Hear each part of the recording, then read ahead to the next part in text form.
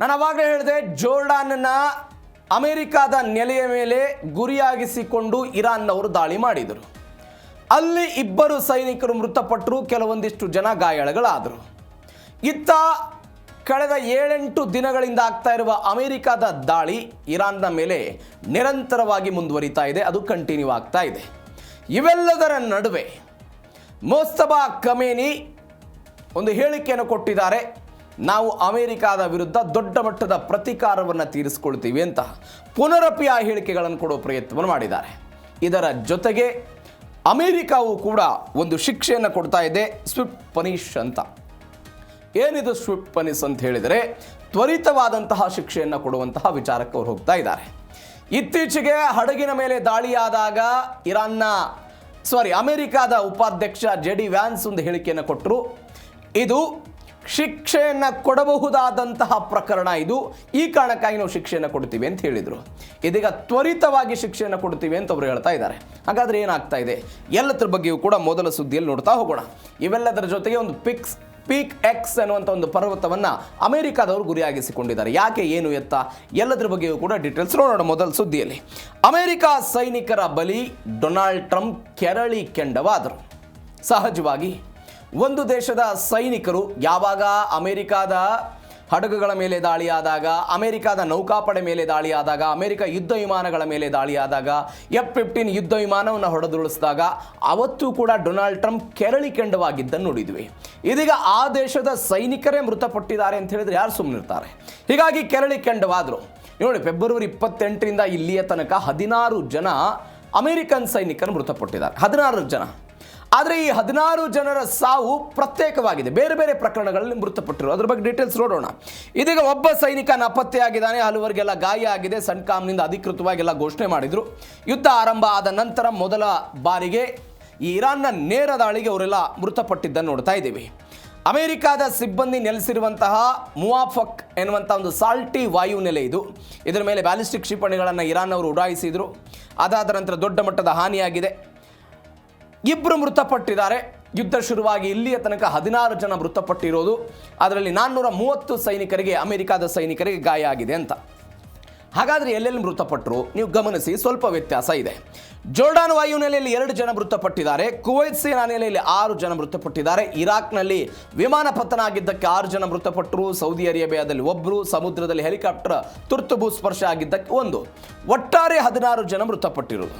ಆದರೆ ಇರಾಕ್ನಲ್ಲಿ ನಡೆದಂತಹ ಮಿಲಿಟರಿ ವಿಮಾನ ಪತನದಲ್ಲಿ 6 ಸೈನಿಕರು ಹಾಗೂ ಸಮುದ್ರದ ಹೆಲಿಕಾಪ್ಟರ್ ತುರ್ತು ಭೂಸ್ಪರ್ಶ ಏನು ಮಾಡ್ತಲ್ಲ 1 ಪೈಲಟ್, ಅಲ್ಲಿ 7 ಜನ ಮೃತಪಟ್ಟರು.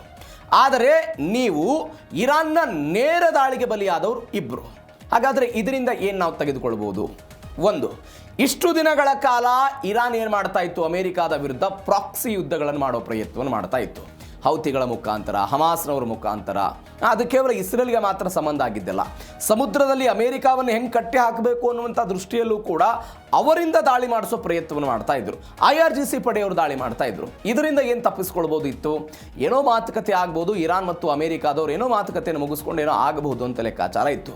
ಆದರೆ ಅಧಿಕೃತವಾಗಿ ನೇರವಾದಂತಹ ದಾಳಿಯ ಸಮಯದಲ್ಲಿ ಅಮೆರಿಕಾದ 2 ಸೈನಿಕರು ಮೃತಪಟ್ಟಿದ್ದಾರೆ ಅಂತ ಹೇಳಿದ್ರೆ, ನಾನು ಆವಾಗಲೇ ಹೇಳಿದೆ, ಅಪಘಾತದಲ್ಲಿ ಮೃತಪಟ್ಟವರೆಷ್ಟು, ಹೆಲಿಕಾಪ್ಟರ್ ಪತನದಿಂದ ಮೃತಪಟ್ಟವರೆಷ್ಟು, ಅದಾದ ನಂತರ ಬೇರೆ ಬೇರೆ ಇರಾಕ್ನಲ್ಲಿ ಆದಂತಹ ಬೆಳವಣಿಗೆಗೆ ಮೃತಪಟ್ಟವರ ಸಂಖ್ಯೆ ಎಷ್ಟು, ಒಟ್ಟು 16ರಲ್ಲಿ ಇವತ್ತು ಇರಾನ್ನ ನೇರ ದಾಳಿಗೆ 2 ಬಲಿಯಾಗಿದ್ದಾರೆ. ಹೀಗಾಗಿ ಡೊನಾಲ್ಡ್ ಟ್ರಂಪ್ ಕೆರಳಿ ಕೆಂಡವಾಗಿರುವಂತಹ ಪ್ರಕರಣ ಇದು. ಹಾಗಾದರೆ ಏನಾಯಿತು ನೆಕ್ಸ್ಟು? ಇದೇ ಪ್ರಕರಣದಲ್ಲಿ ಸ್ವಿಫ್ಟ್ ಪನಿಷ್ ಎನ್ನುವಂತಹ ಒಂದು ಕಾರ್ಯಾಚರಣೆಯನ್ನು ಯಾರು ಆರಂಭ ಮಾಡಿರೋದು? ಇದೇ ಅಮೆರಿಕಾದವರು ಆರಂಭ ಮಾಡಿದ್ದಾರೆ. ಸ್ವಿಫ್ಟ್ ಪನಿಷ್ ಅಂತ ಕರೀತಿದ್ದಾರೆ ಇದನ್ನು. ಹೇಗೆ? ವ್ಯವಸ್ಥಿತವಾಗಿ ದಾಳಿ ಮಾಡುವಂತಹ ಪ್ರಯತ್ನ ಇದು. ಸೈನಿಕರ ಸಾವಿಗೆ ಪ್ರತೀಕಾರವಾಗಿ ಇಂಥದ್ದೊಂದು ಕಾರ್ಯಾಚರಣೆಯನ್ನು ಇರಾನ್ ವಿರುದ್ಧ ಅಮೆರಿಕ ಮಾಡಿಕೊಂಡಿದೆ. ಬಂದರಬ್ಬಾಸ್, ಸಿರಿಕ್, ಹಾಜಿಯಾಬಾದ್ ಮೇಲೆ ಅಮೆರಿಕಾದವರೆಲ್ಲ ದಾಳಿ ಮಾಡ್ತಾ ಇದ್ದಾರೆ. ಅಮೆರಿಕಾದವರು ಮಾಡ್ತಾ ಇರುವಂತಹ ದಾಳಿ ಇದು. ಶಿಕ್ಷೆ ನೀಡಬೇಕು ಅಂತ ಡೊನಾಲ್ಡ್ ಟ್ರಂಪ್ ಅವರು ಆದೇಶ ಕೊಟ್ಟರು. ನಾನು ಆವಾಗ ಹೇಳಿದೆ, ಸ್ವಿಫ್ಟ್ ಪನಿಷ್ಮೆಂಟ್ ಅಂತ ಹೇಳಿದರೆ ತಕ್ಷಣದ ಕಠಿಣ ಶಿಕ್ಷೆ ಕೊಡೋದು ಅಂತ. ಇರಾನ್ನ ಮೂಲ ಸೌಕರ್ಯಗಳು ಧ್ವಂಸ ಆಗಬೇಕು, ವಿದ್ಯುತ್ ಮತ್ತು ನೀರು ಸರಬರಾಜೆಲ್ಲ ಕಡಿತ ಆಗಬೇಕು ಅಂತ ಇರಾನ್ನ ದಕ್ಷಿಣ ಪ್ರಾಂತ್ಯವಾದಂಥ ಹಾರ್ಮೋನ್ಯಾನ್ಗಲ್ಲಿರುವಂಥ ಒಂದು ಪ್ರಮುಖ ವಿದ್ಯುತ್ ಉತ್ಪಾದನಾ ಘಟಕ, ಉಪ್ಪು ನೀರು ಶುದ್ಧೀಕರಣ ಘಟಕಗಳನ್ನು ಗುರಿಯಾಗಿಸಿಕೊಂಡು ದಾಳಿಯಾಗಿದೆ. ಹೆದ್ದಾರಿಗಳನ್ನೆಲ್ಲ ಗುರಿಯಾಗಿಸಿಕೊಂಡು ದಾಳಿ ಮಾಡಿದ್ದಾರೆ. ಅದಾದ ನಂತರ IRGC ಪಡೆಯ ರಹಸ್ಯ ನೆಲೆಗಳು, ಕ್ಷಿಪಣಿ ಉಡಾವಣಾ ಕೇಂದ್ರಗಳು, ಅಮೆರಿಕದ B-52 ಬಾಂಬರ್ ವಿಮಾನಗಳೆಲ್ಲ ದೊಡ್ಡ ಮಟ್ಟದಲ್ಲಿ ದಾಳಿ ಮಾಡಿವೆ. ಮಾಡಿವೆ. ಆರ್ಥಿಕ ಮತ್ತು ನೌಕಾ ದಿಗ್ಬಂಧನವನ್ನು ಒನ್ಸ್ ಅಗೇನ್ ಅವರೆಲ್ಲ ಮುಂದುವರಿಸೋ ಪ್ರಯತ್ನವನ್ನು ಮಾಡ್ತಿದ್ದಾರೆ. ತೈಲ ರಫ್ತು ಇತ್ಯಾದಿ ಎಲ್ಲವೂ ಕೂಡ ಯಾಸ್ ಇಟ್ ಈಸ್ ಕಂಟಿನ್ಯೂ ಆಗ್ತಾ ಇದೆ. ಇದು ಸ್ವಿಫ್ಟ್ ಫಿನಿಶ್ ಅನ್ನುವಂತಹ ಕಾರ್ಯಾಚರಣೆಯ ಭಾಗ. ನೋಡಿ, ನೀವು ಸ್ವಲ್ಪ ಇರಾನ್ ಮತ್ತು ಅಮೆರಿಕಾದ ಇತಿಹಾಸವನ್ನು ಕೆಣಕಿದ್ರೆ ಯಾವಾಗ ಇರಾನ್ ಅಮೆರಿಕಾದ ವಿರುದ್ಧ ಹೆಡೆ ಎತ್ತಿ ನಿಂತಿದೆಯಲ್ಲ, ನಾನು ನಿನ್ನನ್ನು ಒಂದ್ಸರಿ ನೋಡ್ಕೊಳ್ತೀನಿ, ಪ್ರತಿಕಾರವನ್ನು ತೀರಿಸ್ಕೊಳ್ತೀನಿ ಅಂತ ಯಾವಾಗ ಇರಾನ್ ಹೆಡೆ ಎತ್ತಿ ನಿಂತಿದೆಯೋ ಆವಾಗ ಅದನ್ನು ತುಂಡರಿಸೋ ಪ್ರಯತ್ನವನ್ನು ಅಮೆರಿಕಾದವರು ಮಾಡಿದ್ದಾರೆ. ಹೆಂಗೆ? 1979ರಲ್ಲಿ ನಾಯಕತ್ವ ಬದಲಾವಣೆ ಆಯಿತು, ಇಸ್ಲಾಮಿಕ್ ಕ್ರಾಂತಿ ಆಯಿತು, ಎಲ್ಲವೂ ಆಯಿತು. 1979ರಲ್ಲಿ 52 ಅಧಿಕಾರಿಗಳನ್ನು 444 ದಿನಗಳ ಕಾಲ ಇರಾನ್ನವರು ಏನು ಒತ್ತೆ ಆಳಾಗಿ ಇಟ್ಕೊಂಡ್ರಲ್ಲ, ನಮ್ಮದ ದೇಶದವ್ರು ನೀವು ಒತ್ತೆ ಆಳಾಗಿ ಇಟ್ಕೊಳ್ತೀರಿ ಅನ್ನೋ ಕಾರಣಕ್ಕಾಗಿ ಅಮೆರಿಕ ಏನು ಮಾಡುತ್ತೆ ಅಂತ ಹೇಳಿದ್ರೆ $12 ಶತಕೋಟಿ ರೂಪಾಯಿಯನ್ನು ಮುಟ್ಟುಗೋಲು ಹಾಕಿಕೊಳ್ಳೋ ಪ್ರಯತ್ನ ಮಾಡುತ್ತೆ. ಒಂದು ಮೊದಲ ಹಂತದಲ್ಲಿ ಸಿಕ್ಕಂಥ ಶಿಕ್ಷೆ ಇದೆ. ಯಾವಾಗ? 1979ರಲ್ಲಿ. ಅದಾದ ನಂತರ 1984ರಲ್ಲಿ, ಅದಾಗಿ ಒಂದು 5-6 ವರ್ಷಗಳಿಗೆ ಇರಾನ್ನವರು ಭಯೋತ್ಪಾದಕ ಸಂಘಟನೆಗಳಿಗೆ ಸಪೋರ್ಟ್ ಮಾಡ್ತಿದ್ದಾರೆ. ಇರಾನ್ ದೇಶದಲ್ಲೇ ಭಯೋತ್ಪಾದನೆ ಅನ್ನುವಂಥದ್ದು ಹುಟ್ಟುತ್ತಾ ಇದೆ. ಹೀಗಾಗಿ ಯಾವ ದೇಶದಿಂದಲೂ ಕೂಡ ಅವರಿಗೆ ಆರ್ಥಿಕವಾದಂತಹ ಸಹಾಯ ಸಿಗಬಾರ್ದು. ಬೇರೆ ಬೇರೆ ಜಾಗತಿಕ ದೇಶಗಳ ಅಂದರೆ ಜಾಗತಿಕ ಮಟ್ಟದ ಬ್ಯಾಂಕ್ಗಳಿಂದಲೂ ಕೂಡ ಸಹಾಯ ಸಿಗಬಾರ್ದು ಅಂತೇಳಿ ಇದೊಂದು ಭಯೋತ್ಪಾದಕ ದೇಶ ಅಂತ ಅಮೆರಿಕ ಅದನ್ನು ಬೊಟ್ಟು ಮಾಡುತ್ತೆ. ಯಾವಾಗ? 84ರಲ್ಲಿ. ಅದಾದ ನಂತರ 1988ರಲ್ಲಿ ಆಪರೇಷನ್ ಪ್ರೈಯಿಂಗ್ ಮಂಟಿಸ್ ಅಂತ ಒಂದು ಕಾರ್ಯಾಚರಣೆ ಮಾಡ್ತಾರೆ. ಇವತ್ತೆಂಗೆ ನಾವು ಒಂದು ಕಾರ್ಯಾಚರಣೆಯನ್ನು ಮಾಡಿದ್ದಾರೆ ಅಂತ ನಾನು ಹೇಳ್ತಾ ಇದ್ದೀನಿ, ಅದೇ ರೀತಿಯಾಗಿ ಆಪರೇಷನ್ ಪ್ರೈಯಿಂಗ್ ಮಂಟಿಸ್ ಅಂತ ಏನಾಗುತ್ತೆ ಘಟನೆ? US ಸ್ಯಾಮ್ಯುಯಲ್ ಬಿ ರಾಬರ್ಟ್ಸ್ ಎನ್ನುವಂಥ ಹಡಗಿಗೆ ಏನಾಗುತ್ತೆ, ಇರಾನ್ ಇಟ್ಟಿದ್ದಂತಹ ಕೆಲವೊಂದಿಷ್ಟು ಹಾರ್ಮುಜ್ ಜಲಸಂಧಿಯಲ್ಲಿ ಇಟ್ಟಿದ್ದಂಥ ಮೈನ್ಸಿಗೆ ಹೋಗಿ ಡಿಕ್ಕಿ ಹೊಡೆದು ಬಿಡುತ್ತೆ ಈ ನೌಕಾ ಹಡಗು. ಈ ಡಿಕ್ಕಿ ಹೊಡೆದಿದ್ದರ ಪರಿಣಾಮವಾಗಿ ಏನಾಗುತ್ತೆ ಅಂತ ಹೇಳಿದ್ರೆ ಇಡೀ ನೌಕಾಪಡೆ ಜರ್ಜರಿತ ಆಗಿ ಹೋಗ್ಬಿಡುತ್ತೆ. ಆ ಒಟ್ಟಾರೆ ಹಡಗು ಜರ್ಜರಿತ ಆಗುತ್ತೆ. ಆ ಹಡಗಿನಲ್ಲಿದ್ದಂಥ 10 ಜನ ನೌಕಾ ಸಿಬ್ಬಂದಿ ಇದ್ರಲ್ಲ, ಸಂಪೂರ್ಣವಾಗಿ ಗಾಯಗಳಾಗ್ತವೆ ಅವರು. ಹೀಗಾಗಿ ಅಮೆರಿಕ ಅವತ್ತು ಕೆಂಡವಾಗಿ ಇರಾನ್ನ ವಿರುದ್ಧ ಪ್ರತಿಕಾರವನ್ನು ತೀರಿಸಿಕೊಳ್ಳುವ ಪ್ರಯತ್ನವನ್ನು ಮಾಡಿದರು. ಅದಾದ ನಂತರ 1995ರಲ್ಲಿ ಕ್ಲಿಂಟನ್ ಅವರು ಈ ದೇಶದೊಂದಿಗೆ ನಾವು ಯಾವುದೇ ಕಾರಣಕ್ಕಾಗಿಯೂ ಕೂಡ ವ್ಯಾಪಾರ ಒಪ್ಪಂದವನ್ನು ಮಾಡಬಾರದು ಅಂತ ಒಂದು ನಿಯಮವನ್ನು ತೆಗೆದುಕೊಂಡು ಬರೋ ಪ್ರಯತ್ನ ಮಾಡಿದರು. ಇದರರ್ಥ ನಾನು ಅವಾಗಲೇ ಹೇಳಿದಾಗೆ ಅಮೆರಿಕಾದ ವಿರುದ್ಧ ನಾನು ಏನೋ ಮಾಡಿಬಿಡ್ತೀನಿ ಅಂತ ಯಾವಾಗ ಇರಾನ್ ಬರುತ್ತೋ ಅದನ್ನು ತುಂಡರಿಸುವ ಪ್ರಯತ್ನವನ್ನು ಅಮೆರಿಕ ಮಾಡ್ಕೊಂಡು ಬಂದಿದೆ. ಅದರ ಭಾಗವಾಗಿ 2026ರಲ್ಲಿ ಇದೀಗ ಸ್ವಿಫ್ಟ್ ಫಿನಿಶ್ ಅನ್ನುವಂತಹ ಈ ಕಾರ್ಯಾಚರಣೆ ಮುಂದುವರೆದ ಭಾಗ. ಮತ್ತೊಂದು ಘಟನೆ, ಮೋಸ್ತಬಾ ಎಚ್ಚರಿಕೆ ಕೊಟ್ಟಿದ್ದಾರೆ. ಟ್ರಂಪ್ ಸಹಿ ಅದು ಕಸಕ್ಕೆ ಸಮ ಅಂತ ಹೇಳ್ತಾ ಇರೋದು. ಡೊನಾಲ್ಡ್ ಟ್ರಂಪ್ ಹೇಳಿದ್ರು ಅವರ ಬೇಡಿಕೆಗಳನ್ನು ನಾನು ಕಸದ ಬುಟ್ಟಿಗೆ ಹಾಕ್ತೀನಿ, ಯಾವ ಕಾರಣಕ್ಕಾಗಿಯೂ ಕೂಡ ಇರಾನ್ನ ಬೇಡಿಕೆಗಳನ್ನು ಒಪ್ಪಲ್ಲ ಅಂತ ಇವರು ಹೇಳ್ತಾ ಇದ್ದಿದ್ರು. ಆದರೆ ಇದೀಗ ಮೋಸ್ತಬಾ ಖಮೇನಿ ಹೇಳ್ತಾ ಇದ್ದಾರೆ, ಉಭಯ ದೇಶಗಳ ಜೂನ್ ತಿಂಗಳಲ್ಲಿ ಆಗಿರುವಂತಹ ಈ ಮಾತುಕತೆಯ ಒಡಂಬಡಿಕೆಯ ಮಾತುಕತೆಗೆ ಟ್ರಂಪ್ ಏನು ಸಹಿ ಹಾಕಿದ್ದಾರೆ ಅದು ಕಸಕ್ ಸಮ. ಅದು ಅಮೆರಿಕಾವನ್ನ ಗ್ರೇಟ್ ಸೈತಾನ್ ಅಂತ ಕರೆದ್ರು, 14 ಅಂಶಗಳನ್ನು ಗಾಳಿಗೆ ತೂರಿದ್ರು. ಟ್ರಂಪ್ ಸಹಿ ಹಾಕಿರುವಂಥ ಪೇಪರ್ ಯಾವುದೇ ಬೆಲೆ ಇಲ್ಲ, ಅಮಾನ್ಯ ದಾಖಲೆ ಅಂತೆಲ್ಲ ಹೇಳಿದರು. ಅಮೆರಿಕ ತನ್ನ ಒಪ್ಪಂದದ ಮಾತುಕತೆಯನ್ನೆಲ್ಲ ಉಲ್ಲಂಘನೆ ಮಾಡಿದೆ ಅಂತ ಅವರು ಹೇಳಿಕೆಗಳನ್ನು ಕೊಡೋ ಪ್ರಯತ್ನ ಮಾಡಿದರು. ಗ್ರೇಟ್ ಸೈತಾನ್ ಅಂತ ಕರೆದ್ರು. ಇವರಂತಲ್ಲ, ಈ ಹಿಂದೆ ಇದ್ದಂಥ ಇರಾನ್ನ ಸರ್ವೋಚ್ಚ ನಾಯಕರುಗಳು ಕೂಡ ಸ್ವತಃ ಇರಾನ್ನೇ ಕರೆದಿದೆ. ಇಸ್ರೇಲನ್ನು ಕೂಡ ಗ್ರೇಟ್ ಸೈತಾನ್ ಅಂತ ಕರೆದ್ರು, ಅಮೆರಿಕವನ್ನು ಕೂಡ ಕರೆದಿದ್ರು ಅವರು. ಇದೀಗ ಇವರು ಹೇಳ್ತಾ ಇದ್ದಾರೆ, ಕಳೆದ ತಿಂಗಳು ಜೂನ್ನಲ್ಲಿ ಅಮೆರಿಕ ಮತ್ತು ಇರಾನ್ ನಡುವೆ ಏರ್ಪಟ್ಟಿದ್ದಂಥ ತಾತ್ಕಾಲಿಕ ಕದನ ವಿರಾಮ ಒಪ್ಪಂದ ಅದೆಲ್ಲ ಉಲ್ಲಂಘನೆ ಮಾಡಿದೆ ಅಮೆರಿಕಾದವರು. ಅಮೆರಿಕ ಒಪ್ಪಂದ ಮುರಿದಿರೋದು ಡೊನಾಲ್ಡ್ ಟ್ರಂಪ್ ಅವರ ಸಹಿಗೆ ಯಾವುದೇ ಬೆಲೆ ಇಲ್ಲ, ಅದು ಸಂಪೂರ್ಣ ಅಮಾನ್ಯ ಅಂತೆಲ್ಲ ಹೇಳಿದರು. ಅದಾದನ್ನು ಕಂಟಿನ್ಯೂ ಮಾಡ್ತಾರೆ ಅವರು, ನಾವು ಮರೆಯಲಾಗದ ಪಾಠ ಕಲಿಸ್ತೀವಿ. ಅಮೆರಿಕ ಇರಾನ್ ಮೂಲ ಸೌಕರ್ಯಗಳು ಮಿಲಿಟರಿ ನೆಲೆಗಳ ಮೇಲೆ ದಾಳಿ ಮಾಡೋದನ್ನು ತಕ್ಷಣವೇ ನಿಲ್ಲಿಸದೇ ಇದ್ದರೆ ಇರಾನ್ ಮತ್ತು ಅದರ ಮಿತ್ರ ರಾಷ್ಟ್ರಗಳ ಒಕ್ಕೂಟ ಅಮೆರಿಕಕ್ಕೆ ಎಂದೂ ಮರೆಯಲಾಗದ ಪಾಠವನ್ನು ಕಲಿಸುತ್ತೆ ಅಂತ. ಮಿತ್ರ ರಾಷ್ಟ್ರಗಳ ಒಕ್ಕೂಟ ಅಂತ ಹೇಳಿದ್ರೆ ಇದೆ ಹೌತಿ, ಹಮಾಸ್, ಹೆಜ್ಬುಲ್ಲಾ ಇವರೇನಿದ್ದಾರೆ, ಇವರ ಮುಖಾಂತರ ನಾವು ಪಾಠವನ್ನು ಕಲಿಸ್ತೀವಿ ಅಂತ ಅವ್ರು ಹೇಳ್ತಾ ಇದ್ದಾರೆ. ಮತ್ತೊಂದು ಕಡೆ ಮೋಸ್ತಬಾ ಮಿಲಿಟರಿ ಸಲಹೆಗಾರ ಜನರಲ್ ಮೊಹಸೆನ್ ರೆಜಾಯಿ ಹೇಳ್ತಾರೆ, ಅಮೆರಿಕದ ದಾಳಿಗಳು ಹಿಂಗೆ ಮುಂದುವರೆದರೆ ಇರಾನ್ ಕೇವಲ ಪ್ರತಿ ದಾಳಿಗಳಿಗೆ ಸೀಮಿತ ಆಗದೆ ಪೂರ್ಣ ಪ್ರಮಾಣದ ಆಕ್ರಮಣಕಾರಿ ಕಾರ್ಯಾಚರಣೆಯನ್ನೆಲ್ಲ ನಾನು ಆರಂಭ ಮಾಡ್ತೀನಿ ಅನ್ನುವಂಥ ಹೇಳಿಕೆಗಳನ್ನು ಇವ್ರು ಕೊಡೋ ಪ್ರಯತ್ನವನ್ನು ಮಾಡ್ತಾ ಇದ್ದಾರೆ. ಹಾಗಾದರೆ ಮೋಸ್ತಬಾ ಖಮೇನಿ ಕೇವಲ ಹೇಳಿಕೆಗಳನ್ನು ಕೊಡ್ತಾರಾ? ಅಮೆರಿಕ ಅಥವಾ ಇಸ್ರೇಲ್ನ ವಿರುದ್ಧ ಯಾವ ಪರಿಪ್ರಮಾಣದ ಆಕ್ರೋಶ ಇತ್ತು ಅನ್ನೋದನ್ನು ಅಯತಲ್ಲಾ ಅಲಿ ಖಮೇನಿಯವರ ಅಂತ್ಯಕ್ರಿಯೆ ಸಮಯದಲ್ಲೂ ಕೂಡ ನೋಡಿದ್ವಿ. ಇತ್ತೀಚೆಗೆ ಅವರ ತಲೆಯನ್ನು ಕಡ್ದವ್ರು ನಾವು ಹಣವನ್ನು ಕೊಡ್ತೀವಿ ಅಂತಲೂ ಕೂಡ ಹೇಳಿದ್ದನ್ನು ನೋಡಿದ್ದೀವಿ. ಪ್ರತಿಕಾರದ ಮಾತುಗಳು ಅದರ ಒಳಗಿನಿಂದ ಬರ್ತಾ ಇರೋದನ್ನು ನೋಡ್ತಾ ಇದ್ದೀವಿ. ನಿಮಗೆ 2020ರಲ್ಲಿ ಸುಲೈಮಾನಿ ಹತ್ಯೆ ಆಗುತ್ತಲ್ಲ, ಐನ್ ಅಲ್ ಅಸಾದ್ ಎನ್ನುವಂಥ ಒಂದು ವಾಯುನೆಲೆ ಮೇಲೆ ದಾಳಿ ಆಯಿತು. ಈ ವಾಯುನೆಲೆ ಮೇಲೆ ದಾಳಿ ಆದಂತಹ ಸಮಯದಲ್ಲಿ ಏನು ಘಟನೆ ಆಗುತ್ತೆ ಅಂತ ಹೇಳಿದ್ರೆ ಇರಾನ್ ಒಂದು ಪ್ರತಿಕಾರಕ್ಕೆ ಹೋಗುತ್ತೆ. ಇವತ್ತೇನು ಪ್ರತೀಕಾರದ ಬಗ್ಗೆ ಮಾತನಾಡ್ತಾ ಇದೆಯೋ 2020ರಲ್ಲೂ ಕೂಡ ಇರಾನ್ ಇದೇ ರೀತಿಯಾದಂತಹ ಪ್ರತೀಕಾರದ ಬಗ್ಗೆ ಮಾತನಾಡಿತ್ತು ಸುಲೈಮಾನಿ ಹತ್ಯೆ ಆದಂತಹ ಸಮಯದಲ್ಲಿ.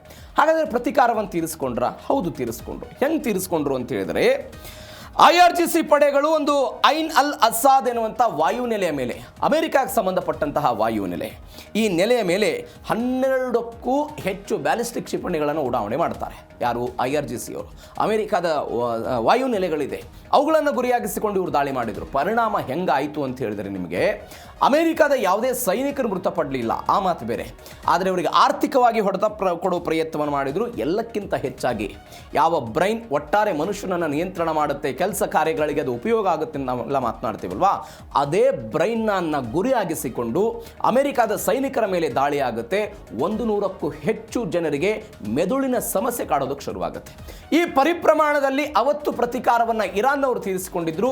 ಒನ್ಸ್ ಅಗೇನ್ ಇದೀಗ ಅದೇ ಪ್ರತೀಕಾರದ ಬಗ್ಗೆ ಮೋಸ್ತಬಾ ಖಮೇನಿ ಮಾತಾಡ್ತಾ ಇದ್ದಾರೆ. ಇದು ಒಂದು ಭಾಗ. ಮತ್ತೊಂದು ಕಡೆ ಪೀಕ್ ಎಕ್ಸ್ ಪರ್ವತದ ಮೇಲೆ ಅಮೆರಿಕಾದವರು ಕಣ್ಣಿಟ್ಟಿರೋ ಘಟನೆ ಇದು ನೋಡಿ. ಒಂದ್ಸಗೆ ಹಾರ್ಮುಜ್ ಜಲಸಂಧಿಯ ಬಗ್ಗೆ ಮಾತುಕತೆಗಳು ಬರುತ್ತೆ, ಮತ್ತೊಂದು ಕಡೆ ಪರಮಾಣು ಕಾರ್ಯಕ್ರಮದ ಬಗ್ಗೆ ಮಾತುಕತೆಗಳು ಬರುತ್ತೆ. ಇದೀಗ ಈ ಪರ್ವತವನ್ನೇನು ಗುರಿಯಾಗಿಸಿಕೊಂಡಿದ್ದಾರೆ, ಅದು ಪರಿಶುದ್ಧವಾಗಿ ಯುರೇನಿಯಂ ಸಂಸ್ಕರಣೆ ಬಗ್ಗೆ, ಪರಮಾಣು ಕಾರ್ಯಕ್ರಮದ ಬಗ್ಗೆ ಅಮೆರಿಕ ಕೇಂದ್ರೀಕರಿಸಿಕೊಂಡು ಅದನ್ನು ಗುರಿಯಾಗಿಸಿಕೊಂಡು ನಾವು ದಾಳಿ ಮಾಡ್ತೀವಿ ಅಂತ ಟ್ರಂಪ್ ಅವರು ಹೇಳಿದ್ದಾರೆ. ಏನಾಯ್ತು ಹಾಗಾದರೆ ಡೀಟೇಲ್ಸ್ ನೋಡೋಣ. ಪೀಕ್ ಎಕ್ಸ್ ಪರ್ವತದ ಮೇಲೆ ಅಮೆರಿಕ ಕೆಂಗಣ್ಣನ್ನು ಇಟ್ಟಿರೋದು. ನಾನು ನಮ್ಗೆ ಅನೇಕ ಬಾರಿ ಹೇಳಿದ್ದೀನಿ, ಇರಾನ್ನ ಒಟ್ಟಾರೆ ಭೌಗೋಳಿಕ ಪ್ರದೇಶ ಹೆಂಗಿದೆ ಅಂತ ಹೇಳಿದರೆ, ಶತ್ರುಗಳು ಆ ಕೋಟೆಯನ್ನು ಭೇದಿಸಿ ಒಳಗೆ ಹೋಗೋದಕ್ಕೆ ಸಾಧ್ಯವಿಲ್ಲದಂತಹ ಪ್ರಕೃತಿ ವಾತಾವರಣ ಇರಾನ್ಗೆ ಸಹಜವಾಗಿ ಬಂದಿರೋದು. ಅಲ್ಲಿರುವಂಥ ದೊಡ್ಡ ದೊಡ್ಡ ತರನಾದಂತಹ ಪರ್ವತಗಳು, ಅಲ್ಲಿರುವಂಥ ಒಟ್ಟಾರೆ ಕಾಡಿನ ಪ್ರದೇಶ ಎಲ್ಲವೂ ಕೂಡ ಸಹಜವಾಗಿ ಯಾರಿಗೂ ಕೂಡ ಒಳನುಗ್ಗೋದಕ್ಕೆ ಸಾಧ್ಯ ಇಲ್ಲ. ಇದೀಗ ಪೀಕ್ ಎಕ್ಸ್ ಎನ್ನುವಂಥ ಪರ್ವತವನ್ನು ಗುರಿಯಾಗಿಸಿಕೊಂಡಿದ್ದಾರೆ. ಇಸ್ಫಹಾನ್ ಪ್ರಾಂತ್ಯದ ಪೀಕ್ ಎಕ್ಸ್ ಪರ್ವತದ ಕೆಳಗಿರುವಂತಹ ಬಂಕರ್ಗಳ ಮೇಲೆ ಇವರು ತಮ್ಮ ಒಟ್ಟಾರೆ ಗುರಿಯನ್ನು ಇಟ್ಕೊಂಡಿರೋದು. ಯಾಕೆ ಅಂತ ಡೀಟೇಲ್ಸಿಗೆ ಬರೋಣ. ಇರಾನ್ ರಾಜಧಾನಿ ಟೆಹರಾನ್ನಿಂದ ದಕ್ಷಿಣ ಪ್ರದೇಶಕ್ಕೆ ಒಂದು 220 ಕಿಲೋಮೀಟರ್ ದೂರದಲ್ಲಿ ನಂಟಾಜ್ ಪರಮಾಣು ಸಂಕೀರ್ಣ ಇದೆ ಅಂತ ನಾನು ಹೇಳಿದೆ. ಈ ನಂಟಾಜ್ ಪರಮಾಣು ಸಂಕೀರ್ಣದ ಸಮೀಪದಲ್ಲಿ ಈ ಪೀಕ್ ಎಕ್ಸ್ ಎನ್ನುವಂಥ ಒಂದು ಪರ್ವತ ಇದೆ. ಟ್ರಂಪ್ ಹೇಳಿದರು ಒಂದು ಸಂದರ್ಶನದಲ್ಲಿ ಮಾತನಾಡಿ, ನಾವು ಪೀಕ್ ಎಕ್ಸ್ ಪರ್ವತವನ್ನು ಉಡಾಯಿಸ್ತೀವಿ, ಇರಾನಿಯನ್ನರೆಲ್ಲ ಸಿದ್ಧತೆಯಾಗಿರಲಿ ಅಂತ. ಈ ಪರ್ವತದ ಕೆಳಗಡೆ 100 ಮೀಟರ್ ಆಳದಲ್ಲಿ ಗಟ್ಟಿ ಗ್ರಾನೈಟ್ಗಳು, ಬಂಡೆಗಳನ್ನು ಕೊರೆದು ಒಂದು ದೊಡ್ಡ ಮಟ್ಟದ ಸುರಂಗಗಳನ್ನೆಲ್ಲ ಮಾಡೋದಕ್ಕೆ ಇವರು ಹೊರಟಿದ್ದಾರೆ ಅಂತ ಸುದ್ದಿಗಳಿದೆ. ಈ ಕಾರಣಕ್ಕಾಗಿ ಅಮೆರಿಕಾದವರು ಇದನ್ನು ಟಾರ್ಗೆಟ್ ಮಾಡುವ ಪ್ರಯತ್ನವನ್ನು ಮಾಡಿದರು. ಎರಡನೇದ್ದು, ನಂಟಾಜ್ ಮತ್ತು ಪೋರ್ಟ್ಗಳು ಯಾವ ಸುರಕ್ಷಿತ ಪ್ರದೇಶ ಅಂತ ಇರಾನ್ ಅಂದುಕೊಂಡಿತ್ತು, ಅವೆಲ್ಲವೂ ಕೂಡ ಭೂಮಿಯ ಮೇಲ್ಭಾಗಕ್ಕೆ ಹತ್ತಿರವಿರುವಂತಹ ಒಂದು ಪ್ರದೇಶ. ಭೂಮಿಯ ಮೇಲ್ಭಾಗಕ್ಕೆ ಹತ್ತಿರವಿದೆ, ಶತ್ರುಗಳು ನೇರವಾಗಿ ಅದರ ಮೇಲೆ ದಾಳಿ ಮಾಡಬಹುದಂತಹ ಭೂಮಿಯ ವ್ಯಾಪ್ತಿಯಲ್ಲಿರುವಂತಹ ಕೇಂದ್ರಗಳು. ಇದಕ್ಕೆ ಪರ್ಯಾಯವಾಗಿ ಏನು ಮಾಡಿದರು ಅಂತ ಹೇಳಿದ್ರು ಅವರು, ಪೀಕ್ ಎಕ್ಸ್ ಎನ್ನುವಂತಹ ಈ ಪರ್ವತದ ಅಡಿಯಲ್ಲಿ ಕೆಲವೊಂದಿಷ್ಟು ಸುರಂಗಗಳನ್ನು ಕೊರೆಯುವ ಪ್ರಯತ್ನವನ್ನು ಮಾಡಿ ಅಲ್ಲಿ ಸಂಸ್ಕರಿಸಿದ ಯುರೇನಿಯಂ ಇಡೋದು, ಅದಾದ ನಂತರ ಅಲ್ಲಿ ಬೇಕಾದಂತಹ ಈ ಪರಮಾಣು ಕಾರ್ಯಕ್ರಮಕ್ಕೆ ಬೇಕಾದಂಥ ವ್ಯವಸ್ಥೆಗಳನ್ನು ಮಾಡಿಕೊಳ್ಳೋದು ಅಂತ ಅವರ ಆಲೋಚನೆ ಇದೆ. ಈ ಕಾರಣಕ್ಕಾಗಿ ಅದನ್ನು ವ್ಯವಸ್ಥೆ ಮಾಡಿಕೊಳ್ತಿದ್ದಾರೆ ಅಂತ. ಎಲ್ಲಕ್ಕಿಂತ ಹೆಚ್ಚಾಗಿ ಅಮೆರಿಕಾದ ಅಭೇದ್ಯ ಕೋಟೆ, ಅಂದರೆ ಶತ್ರುಗಳ ಅಭೇದ್ಯ ಕೋಟೆಯನ್ನು ಭೇದಿಸುವುದಕ್ಕೆ ಬಂಕರ್ ಬೂಸ್ಟರ್ಗಳನ್ನು ಏನು ಬಳಕೆ ಮಾಡ್ತಾರಲ್ಲ ಅಮೆರಿಕಾದವರು, ಆ ಬಂಕರ್ ಬೂಸ್ಟರ್ಗಳು ಅಂದರೆ ಶತ್ರುಗಳನ್ನ ಒಳಗಡೆ ಇರುವಂತಹ ಭೂಮಿಯ ಆಳದಲ್ಲೂ ಕೂಡ ಶತ್ರು ಏನು ಮಾಡ್ತಾ ಇದ್ದಾನೆ, ಏನೆಲ್ಲ ಕಾರ್ಯಾಚರಣೆ ಆಗ್ತಾ ಇದೆ, ಅದನ್ನು ಉಪಗ್ರಹದ ಮುಖಾಂತರ ಎಲ್ಲವನ್ನ ಪತ್ತೆ ಹಚ್ಚುವ ಮುಖಾಂತರ ಬಂಕರ್ ಬೂಸ್ಟರ್ಗಳ ಮುಖಾಂತರ ದಾಳಿ ಮಾಡುವಂಥ ವ್ಯವಸ್ಥೆ ಅಮೆರಿಕಾದ ಬಳಿ ಇದೆ ಇದು. ಆದರೆ ಅಮೆರಿಕಾದ ಬಳಿ ಇರುವಂಥ ಬಂಕರ್ ಬೂಸ್ಟರನ್ನು ಬಳಕೆ ಮಾಡಿಕೊಂಡಾಗಲೂ ಕೂಡ ಈ ಪರ್ವತದ ಅಡಿಯಲ್ಲಿ ಏನವರು ಹುದುಗಿಡ್ತಾ ಇದ್ದಾರೆ, ಪರಮಾಣು ಕಾರ್ಯಕ್ರಮ ಮಾಡ್ತಿದ್ದಾರೆ, ಅದನ್ನು ತಲುಪೋದಕ್ಕೆ ಸಾಧ್ಯವಿಲ್ಲ. ಅಂತಹ ಪ್ರದೇಶದಲ್ಲಿ ಇರಾನ್ ಅವರು ಕೆಲಸ ಮಾಡ್ತಾ ಇದ್ದಾರೆ. ಹಾಗಾದರೆ ಹೆಂಗೆ ತಡಿಬೋದು ಅಮೆರಿಕಾದವರು? ಈಗೊಂದು ಪ್ರಶ್ನೆ ಬರುತ್ತೆ, ಹೆಂಗೆ ತಡಿಬಹುದು ಅಂತ ಹೇಳಿದರೆ, ನೇರವಾಗಿ ಅದರ ಮೇಲೆ ದಾಳಿ ಮಾಡೋದಕ್ಕೆ ಸಾಧ್ಯವಿಲ್ಲದೆ ಇದ್ದಾಗಲೂ ಕೂಡ ಆ ಕಾರ್ಯಕ್ರಮಕ್ಕೆ ಬ್ರೇಕ್ ಹಾಕಬೇಕು ಅನ್ನೋದು ಅಮೆರಿಕಾದ ವಾದ ಇದೆ. ಅವರೇನು ಗೊತ್ತಾಗದಂತೆ ಮಾಡ್ತಾ ಇದ್ದಾರೆ ಒಳಗಡೆ, ಅದಕ್ಕೆ ಬ್ರೇಕ್ ಹಾಕಬೇಕು, ಅದಕ್ಕೆ ಸಿಗಬಹುದಾದಂಥ ಆರ್ಥಿಕ ವ್ಯವಸ್ಥೆಯನ್ನು ಕೊಲ್ಯಾಪ್ಸ್ ಮಾಡಬೇಕು. ಕೇವಲ ನಾವು ಆ ಪರ್ವತ ಮಾತ್ರವಲ್ಲ, ಆ ಪರ್ವತದ ಸುತ್ತಮುತ್ತಲಿನ ವಾತಾವರಣವನ್ನು ಹದಗೆಡಿಸಬೇಕು ಅನ್ನುವ ಕಾರಣಕ್ಕಾಗಿ ಅಮೆರಿಕಾದವರು ಇಂಥದ್ದೊಂದು ಪ್ರಯತ್ನವನ್ನು ಮಾಡ್ತಾ ಇದ್ದಾರೆ. ಸ್ಯಾಟಲೈಟ್ ಚಿತ್ರಗಳ ಮುಖಾಂತರ ಸುರಂಗ ದ್ವಾರ, ವಿದ್ಯುತ್ ಸಂಪರ್ಕ, ಅಲ್ಲಿಗೆ ಹೋಗುವಂಥ ಸಾಗಾಣ ಮಾರ್ಗಗಳು ಎಲ್ಲವನ್ನು ಕೂಡ ಪತ್ತೆ ಹಚ್ಚುವ ಮುಖಾಂತರ ಅದನ್ನು ಪ್ರಯತ್ನವನ್ನು ಮಾಡ್ತಾ ಇದ್ದಾರೆ. ಅಂದರೆ ಈ ಪರ್ವತದ ಅಡಿಯಲ್ಲಿ ಏನು ವಿದ್ಯುತ್ ಸರಬರಾಜು ಆಗುತ್ತಲ್ಲ, ಆ ವಿದ್ಯುತ್ ಸರಬರಾಜು ಕೇಂದ್ರಗಳನ್ನು ಟಾರ್ಗೆಟ್ ಮಾಡಿಕೊಂಡು ಅಮೆರಿಕಾದವರು ದಾಳಿ ಮಾಡ್ತಾ ಇರೋದು. ಇದು ಕೂಡ ಇರಾನ್ಗೆ ಒಂದು ತಲೆನೋವಾಗಿ ಕಾಡ್ತಾ ಇರೋದು. ಬಿಕಾಸ್ ಪರಮಾಣು ಕಾರ್ಯಕ್ರಮದಲ್ಲಿ ಅವರು ಮುಂದುವರಿತಾರೆ ಅನ್ನೋದೇ ಅಮೆರಿಕಾಗಿರುವಂಥ ಒಂದು ದೊಡ್ಡ ತಲೆನೋವಾಗಿದೆ. ಮತ್ತೊಂದು ಬೆಳವಣಿಗೆ, ಕುವೈತ್ನಲ್ಲಿ ನೀರಿನ ಬಿಕ್ಕಟ್ಟು, ಜಗತ್ತಿಗೆ ತೈಲದ ಭೀತಿ. ಮೊನ್ನೆಯೂ ಕೂಡ ಕುವೈತ್ನ ಈ ನೀರು ಸಂಸ್ಕರಣಾ ಘಟಕಗಳ ಬಗ್ಗೆ ಎಲ್ಲ ಮಾತನಾಡ್ತಾ ಇದ್ದೆ. ಅವರು 90% ನೀರನ್ನು ಎಲ್ಲಿಂದ ಸಮುದ್ರದ ನೀರನ್ನು ಸಂಸ್ಕರಣೆ ಮಾಡಿ ಕುಡಿಯುವಂತಹ ಪರಿಸ್ಥಿತಿ ಇದೆ. ನೈಸರ್ಗಿಕವಾಗಿ ನೀರಿನ ಮೂಲಗಳಿಲ್ಲ. ನೈಸರ್ಗಿಕವಾಗಿ ಅವರಿಗೆ ತೈಲ ಸಿಗುತ್ತೆ, ಆದರೆ ನೀರು ಸಿಗಲ್ಲ ಕುಡಿಯೋದಕ್ಕೆ. ಇಡೀ ಜಗತ್ತಿನಲ್ಲಿ ಅತಿ ಹೆಚ್ಚು ಒಂದು ದಿನಕ್ಕೆ ಒಬ್ಬ ವ್ಯಕ್ತಿ ನೀರನ್ನು ಖರ್ಚು ಮಾಡುವಂಥ ದೇಶ ಯಾವುದಾದ್ರೂ ಇತ್ತು ಅಂತ ಹೇಳಿದ್ರೆ ಅದು ಕುವೈತು. ಅತಿ ಹೆಚ್ಚು ನೀರನ್ನು ಖರ್ಚು ಮಾಡ್ತಾರೆ ಅವರು, ಆದರೆ ಅವರಿಗೆ ನೀರಿನ ವ್ಯವಸ್ಥೆ ಇಲ್ಲ. 20% ತೈಲ ಪೂರೈಕೆ ಸ್ಥಗಿತವಾಗುವಂಥ ಆತಂಕ ಇದೆ. ತೈಲ ಬೆಲೆಯಲ್ಲಿ ಏರಿಕೆ ಆಗ್ಬೋದು ಅಂತ ಅನೇಕ ದಿನಗಳಿಂದ ಇದನ್ನೆಲ್ಲ ನೋಡ್ತಾ ಇದ್ದೀವಿ. ಕುಡಿಯುವ ನೀರೆಲ್ಲ ಬಂದಾಗಿದೆ. ಅಂದರೆ ಎಲ್ಲೆಲ್ಲಿ ಕುಡಿಯುವ ನೀರಿನ ಘಟಕಗಳಿತ್ತು, ಅದನ್ನು ಸಂಸ್ಕರಣೆ ಮಾಡುವಂಥ ಘಟಕಗಳಿತ್ತು, ಅದೆಲ್ಲವನ್ನೂ ಕೂಡ ಕೇಂದ್ರೀಕರಿಸಿಕೊಂಡು ಇರಾನ್ನವರು ದಾಳಿ ಮಾಡೋ ಪ್ರಯತ್ನವನ್ನು ಮಾಡಿದ್ದಾರೆ. ಮತ್ತೊಂದು ಕಡೆ ಅಮೆರಿಕದ ನೌಕಾ ದಿಗ್ಬಂಧನಕ್ಕೆ ಪ್ರತಿಯಾಗಿ ಇರಾನ್ನಿಂದ ಪ್ರತಿ ದಾಳಿ ಆಗ್ತಾ ಇರೋದನ್ನು ನೋಡ್ತಾ ಇದ್ದೀವಿ. ಅಂದರೆ ಅದು ಮಿತ್ರ ರಾಷ್ಟ್ರಗಳ ಮೇಲೆ ಇಂಥದ್ದೊಂದು ದಾಳಿಯನ್ನು ಮಾಡ್ತಾ ಇದೆ. ಜಲಶುದ್ಧೀಕರಣ ಘಟಕ ನೋಡಿ, ಈಗ ಗಮನಿಸಬೇಕಾದ ಈ ಸುದ್ದಿ ನೆಕ್ಸ್ಟ್ ಬರುತ್ತೆ, ಅದ್ರ ಬಗ್ಗೆ ಮಾತನಾಡೋಣ. ಭಾರತದಲ್ಲಿ ತೈಲ ಉತ್ಪಾದನೆ ಆಗಲ್ಲ, ನಾವು ಬೇರೆ ದೇಶಗಳಿಂದ ಕಚ್ಚಾ ತೈಲವನ್ನು ತರಿಸ್ಕೊಳ್ತೀವಿ. ಆದರೆ ನಮ್ಮ ಬಳಿ ಇರುವಂಥ ತೈಲ ಸಂಸ್ಕರಣಾ ಘಟಕಗಳ ಮುಖಾಂತರ ತೈಲವನ್ನು ಸಂಸ್ಕರಿಸಿ ಬೇರೆ ದೇಶಗಳು ನಾವು ಕಳಿಸ್ತೀವಿ. ಆದರೆ ಮಧ್ಯಪ್ರಾಚ್ಯ ದೇಶಗಳ ವಿಪರ್ಯಾಸ ನೋಡಿ, ಅವರಿಗೆ ಕಚ್ಚಾ ತೈಲ ಯಥೇಚ್ಛವಾಗಿ ಸಿಗುತ್ತೆ, ಹೆಚ್ಚು ತೈಲವನ್ನು ಪೂರೈಕೆ ಮಾಡ್ತಾರೆ. ಆದರೆ ಕುಡಿಯೋದಕ್ಕೆ ಅವ್ರ ಕಡೆ ನೀರಿಲ್ಲ. ಸಮುದ್ರದ ನೀರನ್ನು, ಉಪ್ಪು ನೀರನ್ನು ಸಿಹಿ ನೀರನ್ನಾಗಿ ಕನ್ವರ್ಟ್ ಮಾಡಬೇಕು ಅಂತ ಹೇಳಿದ್ರೆ ಬೃಹತ್ತಾದಂತಹ ನೀರಿನ ಶುದ್ಧೀಕರಣ ಘಟಕಗಳಿದೆ. ಆ ಶುದ್ಧೀಕರಣ ಘಟಕಗಳ ಮೇಲೆ ಹೊಡೆತ ಬಿತ್ತು ಅಂತ ಹೇಳಿದ್ರೆ ಕುಡಿಯೋದಕ್ಕೆ ನೀರಿರಲ್ಲ, ಅವರಿಗೆ ಕುಡಿಯೋದಕ್ಕೆ ನೀರು ಸಿಗಲ್ಲ. ಈ ಕಾರಣಕ್ಕಾಗಿ ಅವುಗೆಲ್ಲವನ್ನು ಕೂಡ ಕೇಂದ್ರೀಕರಿಸಿಕೊಂಡು ಇರಾನ್ನವರು ದಾಳಿ ಮಾಡೋ ಪ್ರಯತ್ನ ಮಾಡ್ತಾ ಇದ್ದಾರೆ. ಆ ದಾಳಿಯನ್ನೇ ಅಮೆರಿಕ ಏನು ಮಾಡ್ತಾ ಇದೆ, ಇರಾನ್ಗೂ ಕೂಡ ಅದರ ಪರಿಸ್ಥಿತಿ ಬರಬೇಕು ಅನ್ನೋ ಕಾರಣಕ್ಕಾಗಿ ಇಂಥದ್ದೊಂದು ಪ್ರಯತ್ನ ಆಗ್ತಾ ಇದೆ. ಇದು ನೀರು ಮತ್ತು ತೈಲದ ಕಥೆ.